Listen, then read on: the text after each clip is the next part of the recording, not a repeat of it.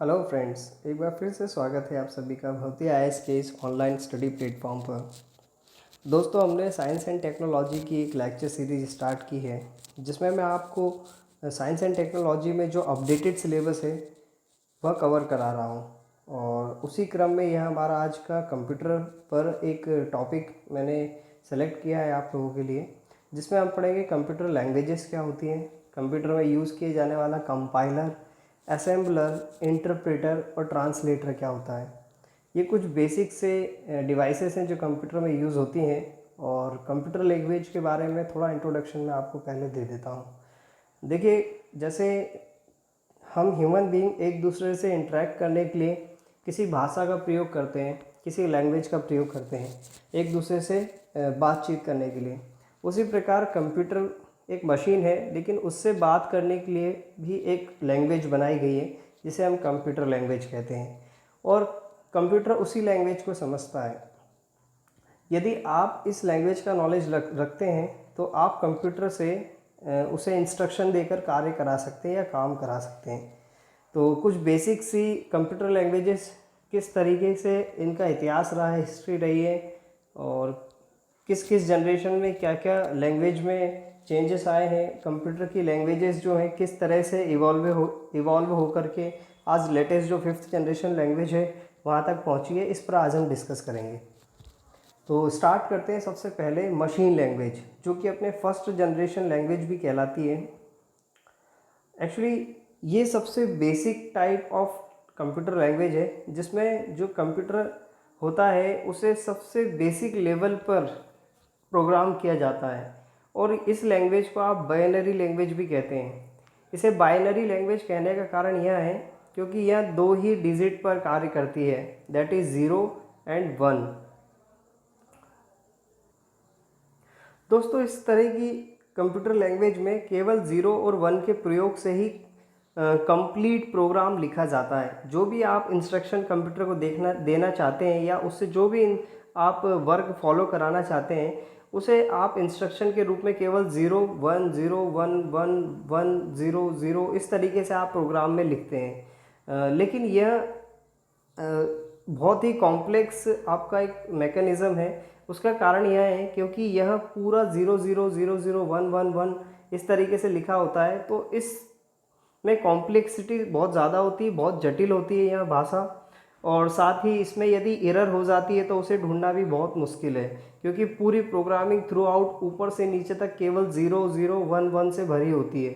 तो इसमें चूंकि ये बहुत ज़्यादा सिमिलर देखने में होते हैं तो माइनर सी भी एरर इसमें ढूंढने में काफ़ी घंटों लग सकते हैं या बहुत ज़्यादा टाइम लग सकता है। लेकिन इसका एडवांटेज ये है कि ये चूँकि डायरेक्ट मशीन बेस्ड लैंग्वेज है, डायरेक्ट मशीन इसे समझ सकती है, तो इसका जो एग्जीक्यूशन होता है वो बहुत फास्ट होता है। ये बहुत जल्दी एग्जीक्यूट होती है या बहुत जल्दी रन कर जाती है। अब चलते हैं हम सेकंड लैंग्वेज, जिसे हम असेंबली लैंग्वेज भी कहते हैं। अभी हमने लास्ट में देखा कि जो मशीन लैंग्वेज होती है या बाइनरी लैंग्वेज होती है, जिसे हम फर्स्ट जनरेशन लैंग्वेज भी कहते हैं, वो बहुत कॉम्प्लेक्स थी। तो इसी प्रॉब्लम को सॉल्व करने के लिए 0 1 की अपेक्षा प्रोग्रामर्स ने, या जो कंप्यूटर को इंस्ट्रक्शन देने की लैंग्वेज है, उसमें कुछ अल्फ़ाबेट्स का भी प्रयोग किया गया। अल्फ़ाबेट्स के प्रयोग के साथ साथ नंबर्स का भी प्रयोग किया गया, ABC XY Z इस तरीके से अल्फ़ाबेट्स, और 1 2 3 न्यूमेरिकल्स ये यूज़ किए गए, जिन्हें हम न्यूमेरिक भी कह सकते हैं, अल्फ़ा न्यूमेरिकल भी कह सकते हैं। इनका प्रयोग करने से जो प्रोग्रामिंग है वो थोड़ी सी ईजी हो गई। और अब ये जो कंप्यूटर है इसे प्रोग्राम करना थोड़ा सा इजी हो गया। लेकिन यहाँ प्रॉब्लम ये है कि अभी भी कंप्यूटर जो है वो लैंग्वेज 0 और 1 को ही समझता है, केवल 0 1। तो इसलिए इस लैंग्वेज में प्रोग्रामिंग तो आसानी से कर ली जाती है, लेकिन इसे एग्जीक्यूट करने के लिए या फिर मशीन को ये इंस्ट्रक्शन देने के लिए एक बीच में मीडिएटर की ज़रूरत पड़ती है, जिसे हम कहते हैं असेंबलर। तो सेकेंड जनरेशन की जो लैंग्वेज है उसमें एक मशीन का प्रयोग किया जाता है जिसे हम कहते हैं असेंबलर। तो असेंबलर आपने जो न्यूमेरिकल कोड दिए हैं या अल्फ़ा न्यूमेरिकल कोड दिए हैं, पहले उसे कन्वर्ट करता है 0 1 1 0 0 जो लैंग्वेज कंप्यूटर आइडेंटिफाई करता है या पहचानता है। देन वो प्रोग्राम एग्जीक्यूट किया जा सकता है या कंप्यूटर पर रन किया जा सकता है। स्टार्टिंग की ये 2 लैंग्वेज फर्स्ट जनरेशन लैंग्वेज और सेकंड जनरेशन लैंग्वेज, ये लो लेवल लैंग्वेज भी कहलाती हैं, क्योंकि ये बहुत ही बेसिक होती है और कंप्यूटर या कोई मशीन जो होता है उसे बहुत आसानी से समझ सकता है। लेकिन इसकी प्रॉब्लम ये है कि ये मशीन बेस्ड होते हैं या मशीन डिपेंडेंट होते हैं। यदि आप फर्स्ट जनरेशन लैंग्वेज या सेकंड जनरेशन लैंग्वेज को एक मशीन को छोड़कर दूसरे में ऑपरेट करेंगे तो वह रन नहीं करेगा, वह चलेगा नहीं, क्योंकि ये मशीन डिपेंडेंट है। तो एक मशीन का डेटा आप दूसरी मशीन पे नहीं चला सकते, ये इनका ड्रॉबैक है दोनों ही लैंग्वेज का। क्योंकि मशीन भी एक तरह की नहीं आती, उनके प्रोसेसर्स मल्टीपल टाइप के आते हैं। जैसे आपने सुना है लैपटॉप 32 बिट का भी होता है, 64 बिट का भी होता है और 16 बिट का भी होता है। तो ये जो 16 बिट, 32 बिट, 64 बिट है, ये इनके प्रोसेस करने के एक कह सकते हैं आप अपने अपने कैरेक्टरिस्टिक या फीचर हैं। और यदि कोई असेंबली लैंग्वेज किसी एक पर्टिकुलर कंप्यूटर सिस्टम के लिए आपने डिज़ाइन की है तो वो 32 बिट, 16 बिट इन पे वर्क नहीं करेगी। नाउ थर्ड जनरेशन लैंग्वेज, जिसे हम हाई लेवल लैंग्वेज भी कहते हैं। देखिए, इसे हाई लेवल लैंग्वेज कहने का कारण यह है क्योंकि इस लैंग्वेज में जो आपकी प्रोग्रामिंग है वो और भी ज़्यादा इजी हो जाती है और ये इतनी इंटरेक्टिव होती है। जिस प्रकार हम अपनी कम्युनिकेशन के लिए जो कॉमन वर्ड्स का उपयोग करते हैं, चाहे वो अल्फ़ाबेट्स हों या कोई वर्ड हो, तो उसी तरह से ये भी हमारी जो आम लैंग्वेज है या जो हमारी बेसिक लैंग्वेज इंग्लिश है उसके कुछ वर्ड्स का प्रयोग करके प्रोग्राम की जा सकती है। तो ये जो प्रोग्रामिंग है हाई लेवल लैंग्वेज में बहुत ज़्यादा इंटरेक्टिव और इजी है, इसीलिए इसे हाई लेवल लैंग्वेज भी कहते हैं। यदि इसका हम एग्जांपल देखें तो देखिए यह इतनी इजी है कि इसमें केवल आपको कुछ जो इंटीजर है उनकी वैल्यू पुट करना है। जैसे कंसीडर करा हमने x = 7, y = 10 और हमने प्रिंट कर दिया x + y। तो ये जो x और y में आपने वैल्यू ली है, x + y प्रिंट करने पर यह दोनों को ऐड कर देगा, जो आपका आउटपुट होगा वो अल्टीमेटली 17 आ जाएगा। तो इट इज़ दैट इजी, ये इतना इजी है। ना फोर्थ जनरेशन लैंग्वेज जो है वो आपकी इनपुट बेस्ड लैंग्वेज है। इसमें आपका जो मेन फंक्शन है वह इनपुट है। यदि आप इस लैंग्वेज का उपयोग करते हैं तो यह आपके लिए एक प्रकार से क्यूरी लैंग्वेज का काम करेगी। आप इससे इनपुट दे करके आउटपुट ले सकते हैं। इनपुट आप अपने जो भी आर्बिट्री इनपुट देंगे उसके अकॉर्डिंग ये लैंग्वेज अपने कार्य करती है और आपको आउटपुट देती है। फॉर एग्ज़ाम्पल, आपने कोई नेम या एड्रेस सर्च करना है तो आप उसका एक कॉमन सा प्रोग्राम इस तरीके से बना सकते हैं या सर्च कर सकते हैं। जैसे कि आपने यहाँ पर एक एग्जांपल देख सकते हैं, select name address from personal where name, नाम यहाँ पर आपने इनपुट कर दिया है। तो यहाँ पर ये इनपुट जो भी आपने दिया उसके अकॉर्डिंगली लैंग्वेज उसको आपको आउटपुट दे देगी। फिफ्थ जनरेशन लैंग्वेज सबसे एडवांस्ड लैंग्वेज कहलाती है और ये इतनी ज़्यादा इंटरेक्टिव है कि इसे स्पेशली हमने जो आपके वॉइस कमांड हैं, जो आपकी सबसे ईजीएस्ट कमांड होती है उनके लिए डिज़ाइन किया है। यदि आप देखें तो आजकल मूवीज़ में भी आपने देखा होगा कि रोबोट्स को प्रोग्राम करने के लिए बहुत ही इंटरेक्टिवली जो रोबोट मेकर होते हैं वो उनसे बात करते हैं। जैसे कि फॉर एग्जांपल सोफिया, तो वह उससे बात करते हुए इंटरेक्टिव वे में उसे प्रोग्राम कर सकते हैं। उसे वो वॉइस कमांड देते हैं, अकॉर्डिंगली वो प्रोग्राम हो जाती है और जो भी फिर आप इनपुट देंगे तो वो प्रोग्राम के अनुसार वह आउटपुट देने लगेगी। तो इसमें प्रोग्रामिंग करना और ज़्यादा ईजीएस्ट है। इसमें अगर एक बहुत कम स्किल्ड बंदा उसे भी अगर प्रोग्रामिंग करने को कहा जाए तो वह भी उसको ईजी वे में कर सकता है। तो सबसे जो आपकी मतलब कह सकते हैं फ्रेंडली नेचर की लैंग्वेज है वह है फिफ्थ जनरेशन लैंग्वेज, जिसका प्रयोग आज हम आर्टिफिशियल इंटेलिजेंस में करते हैं। जिसका अभी मैंने एग्जांपल दिया आपको, सोफिया जो आपकी रोबोट है।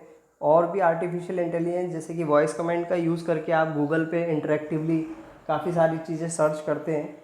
तो ये जो आर्टिफिशियल आपका इंटेलिजेंस होता है उसमें फिफ्थ जनरेशन का प्रयोग बहुत ज़्यादा किया जाता है।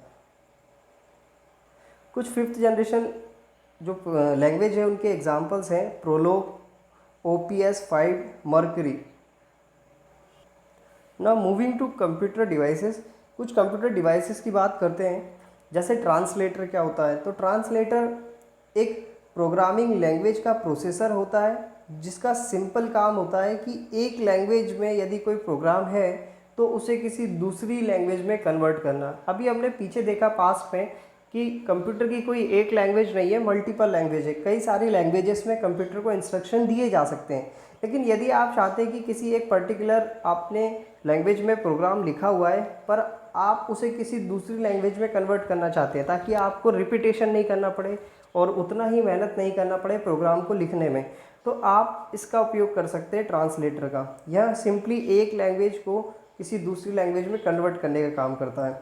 या फिर हम कह सकते हैं कि ये जो आपका सोर्स कोड होता है जो आप प्रोग्राम में से दे रहे हैं उसे कन्वर्ट कर सकता है मशीन कोड में जिसे कंप्यूटर समझता है।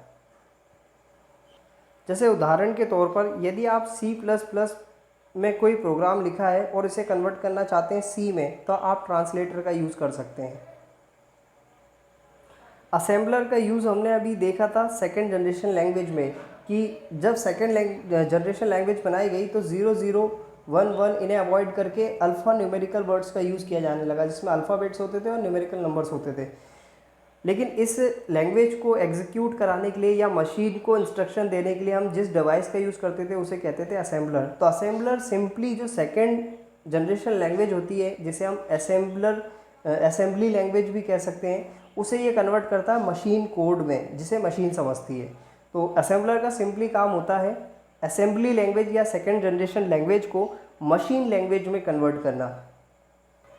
नाउ कंपाइलर, जब आप कोई प्रोग्राम कंप्लीट कर लेते हैं या उसे डिज़ाइन कर लेते हैं, उसके बाद जब आप उसे फाइनली मशीन पर एग्जीक्यूट करते हैं उससे पहले वह प्रोग्राम इनिशियल लेवल पे रन होता है कंपाइलर में, और कंपाइलर इस पूरे प्रोग्राम को ऑप्टिमाइज़ करने की कोशिश करता है। ऑप्टिमाइज़ करने का अर्थ है कि इसमें कोई एरर तो नहीं है, इसमें कोई डेटा का रिपीटेशन तो नहीं हो रहा है, इसमें किसी तरह के जो आपके नॉर्म्स है या रेगुलेशन है वो वायलेट तो नहीं हो रहे हैं। इन सारी चीज़ों को चेक करने के बाद जो कंपाइलर होता है वो मशीन कोड देता है मशीन को रन करने के लिए प्रोग्राम। तो कंपाइलर का काम होता है जो आपका फाइनल प्रोग्राम है किसी लैंग्वेज में लिखा हुआ उसे चेक करना, उसमें से एरर्स फाइंड करना, देन उसे मशीन लैंग्वेज में कन्वर्ट करके उसे एग्जीक्यूट कर देना या शो कर देना। इंटरप्रेटर जो होता है वह कंपाइलर और असेंबलर की ही तरह कार्य करता है, लेकिन जो कंपाइलर है वह एट ए टाइम पूरे कंप्लीट प्रोग्राम को रन करता है, लेकिन इंटरप्रेटर का काम होता है जो आपके प्रोग्राम के बीच में एक एक स्टेटमेंट है या सिंगल लाइन है उन्हें चेक करना, और यदि किसी स्टेटमेंट में प्रॉब्लम है तो उसे होल्ड करके जो आपकी अगली लाइन है उन्हें एग्जीक्यूट कर देना। तो इंटरप्रेटर का काम होता है line wise one by one सभी स्टेटमेंट्स को चेक करना, जबकि जो कंपाइलर होता है वन शॉट पूरे प्रोग्राम को चेक करता है। दोस्तों, आपको समझने में और आसानी हो इसलिए मैंने यहाँ पर इंटरप्रेटर और कंपाइलर के बीच में डिफरेंस आपको शो किया है। जैसे आप देख सकते हैं कि जो इंटरप्रेटर होता है वह ट्रांसलेट करता है किसी प्रोग्राम को एक स्टेटमेंट एट ए टाइम, मतलब वह केवल एक लाइन पढ़ता है, एक स्टेटमेंट पढ़ता है एक टाइम में, जबकि जो कंपाइलर होता है वो पूरे प्रोग्राम को एंटायर प्रोग्राम को स्कैन करता है वन एट ए टाइम या एक समय में। Second, it takes less amount of time to analyse the source code. क्योंकि इसमें एक एक स्टेटमेंट पढ़ना है तो इसमें एक टाइम जो होगा आपका पढ़ने का वो कम लगेगा, और इसे पूरा प्रोग्राम जो है उसे कंपाइल करना है तो इसमें टाइम अधिक लगता है। लेकिन चूंकि यह एक एक स्टेटमेंट पढ़ता है इसलिए ओवरऑल टाइम यदि हम देखें तो इसे ज़्यादा लगता है, और ओवरऑल इसे जो है टाइम थोड़ा सा कंपैरेटिवली कम लगता है।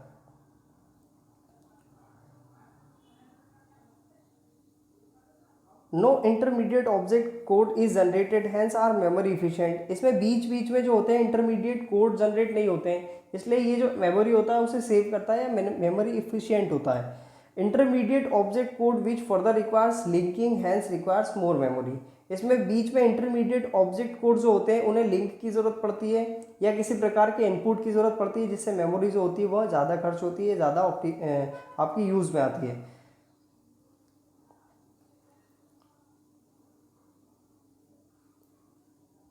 Continues translating the program until the first error is made. ये जब तक कि एरर फाइंड नहीं होती है तब तक कि उसको कंटिन्यू ट्रांसलेट करता रहता है, which case it stops hence debugging is easy. जैसे ही एरर काउंट होती है या उसे रोक देता है, तो इसलिए यहाँ पर डिबगिंग करना या फिर एरर को सुधार लेना ईजी होता है। जबकि यहाँ अगर आप देखें तो पूरा प्रोग्राम रन होने के बाद ही ये आपके एरर एग्जीक्यूट करता है। इसलिए यहाँ पर पूरे प्रोग्राम में फिर एरर ढूंढना आपके लिए मुश्किल होता है, क्योंकि पूरा प्रोग्राम रन हो चुका होता है। तो उसमें बीच में कहीं अगर एरर होती है तो यहाँ बीच में उसे शो नहीं करता है।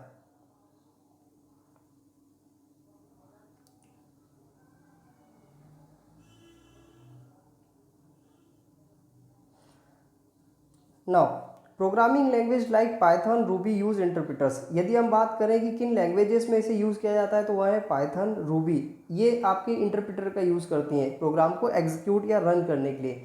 जबकि सी प्लस प्लस, जावा, ये जो लैंग्वेज होती है इनमें आपके कंपाइलर का प्रयोग किया जाता है। होप आप सभी को यह वीडियो लेक्चर अच्छा लगा होगा और इसमें दी गई सभी जानकारी आपके एग्ज़ाम्स में काम आएंगी। और इसी तरह आप हमारे साथ बने रहें साइंस एंड टेक्नोलॉजी के इस लेक्चर सीरीज़ में। हम मिलते हैं नेक्स्ट लेक्चर में। टिल देन अपना ध्यान रखें, सेफ रहें। Thank you so much.